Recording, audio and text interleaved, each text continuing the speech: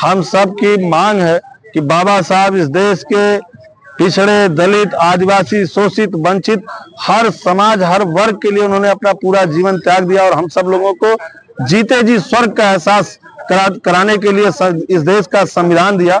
और जिस तरीके से अमित शाह जी ने, देश के गृह मंत्री ने बाबा साहब का अपमान करने का काम किया है, हम सब की मांग है कि इस देश के गृह मंत्री अमित शाह जी सार्वजनिक रूप से माफी मांगे और भारतीय जनता पार्टी की सरकार अमित शाह जी को मंत्रिमंडल से बाहर करे।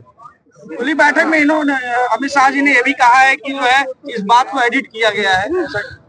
आप सब लोग पत्रकार साथी हैं और सब चीज नेट पे है, लोकसभा की कार्रवाई ऑनलाइन रहती है, आप सब निकाल करके देख लें कि किस तरीके से अमित शाह जी का बयान है।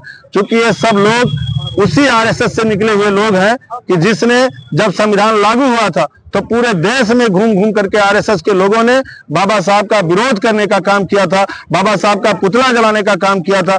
यहाँ तक कि बाबा साहब दुखी होकर के बाबा साहब ने इस देश के कानून मंत्री से इस्तीफा देने के लिए मजबूर हो गए थे। ये वही लोग हैं।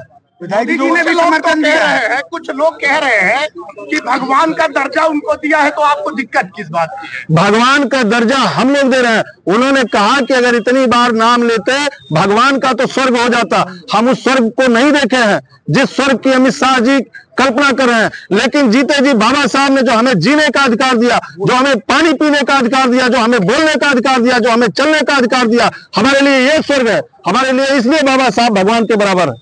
वो लोग तो ये भी कह रहे हैं कि और लोगों ने भी बाबा साहब की पहले बेइज्जती करी है, इतना बवाल नहीं हुआ।